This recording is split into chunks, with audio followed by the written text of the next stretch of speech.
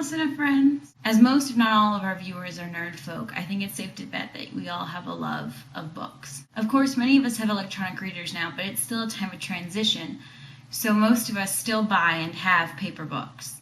And it seems likely that for the rest of our lives at least, we will always have some paper books, if for no other reason than they have cherished memories. Books can be delicate though, and there's a number of threats to them. The first and most easily avoidable is UV rays. Light's dangerous to books, can fade and damage paper, and sometimes even harm the glue in the binding. The way to avoid these problems is just to draw the shades and make sure there's not a lot of light getting in. If you like your sunlight though, an easy way to get around that problem is to attach curtains to your bookcases. That'll keep the light away from the books, but you can still read by sunlight. As a warning, that was the pleasant, simple bit. The rest of it gets kind of gross.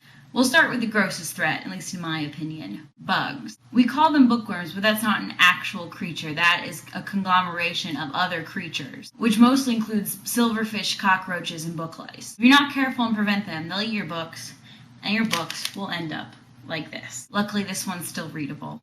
I made a little crunchy noise if you didn't hear it, because it just came out of the freezer. This was most likely caused by silverfish. Silverfish eat your books, obviously, and lay eggs in cardboard, so sometimes they can even get shipped to you with your book. Cockroaches, too, eat anything including starch, which includes paper. Both bugs like high humidity, leaking faucets, damp sponges, and standing water. Book lice, on the other hand, eat the mold that grows on books, and a little bit of binding for dessert. Now, how do you treat if you get some of these pests in your books? If only one of the books is infested, the easiest thing to do is wrap it in plastic bags and put it in the freezer, which is what happened to this book.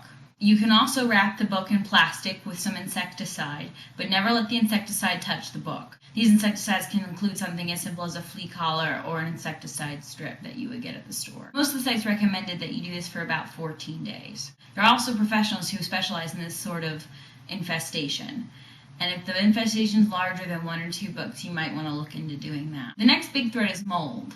There are a number of book-eating molds, and of course many of these are harmful to humans. Mold occurs when humidity gets too high or your books get damp. Pretty much any time that the temperature is high and your humidity gets above 70%, you're going to find mold in your books. So make sure if you live in a damp area that you check your books regularly for mold. This includes drying the mold out, and when it's inactive, scraping or removing the mold in whatever fashion works for you. Whether or not vacuuming is a good idea depends on the source you're reading, so I recommend not vacuuming. And anytime you're dealing with mold, always wear protective wear, which includes covering your body and using some sort of respirator or mask. And if a lot of your books have gotten wet or moldy, you can freeze them, much like you did for the insects, until there are better conditions to dry them. If you have a lot of books that have gotten moldy, again, it's best to get professional help because it's hard to get rid of all of it, and it's just going to come back if you don't get rid of it all. Even if you do get rid of everything that's on the book, it can come back. So it's recommended that you get your vents and air conditioning heating systems cleaned regularly because the mold can live in there, and then its spores will fly through the air onto your books,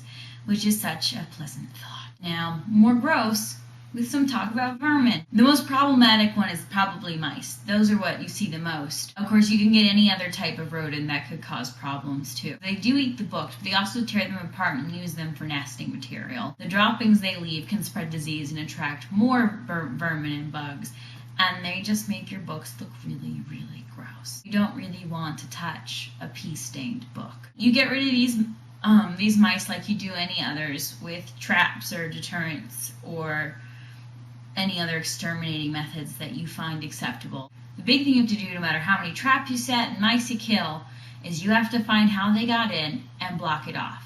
If there's a way for them to get in, more are just going to show up. You have to make sure that their food supply is gone. If you're leaving crumbs in the room where your books are, you need a vacuum. You have to get rid of the water they're drinking and the food they're eating so that they won't come back, or the ones that are there will hopefully leave. The best news is you can prevent all of this from happening. There is no need, if you know ahead of time what to do, that you should ever have to clean up these messes. If you didn't catch it, the biggest thing you should take care of is humidity. If you have the right humidity, all of these problems, with the exception of the mice, are gone. Books can get too dry, so the ideal humidity is 50 to 55%.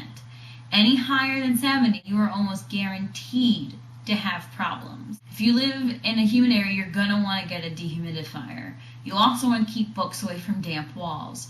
Why you have a damp wall, I don't know. You should probably get that fixed because it sounds really gross. gross. And like mold's gonna grow there no matter what you do. In other words, like I said, keep your place clean. Don't leave them food. Don't leave crumbs around. Dust regularly, because apparently they'll eat the dust. Don't leave water around for them. Not only does cleaning your books regularly keep pests away, the more you clean your books, the sooner you'll see you have a problem, and the easier it will be to treat it. Just as a note for people who might be worried about it, the light from modern photocopiers don't damage books.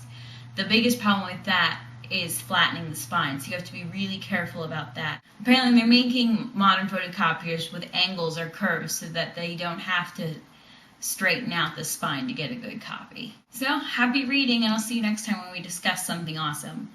I'm not sure what yet, but I'm sure it's going to be awesome.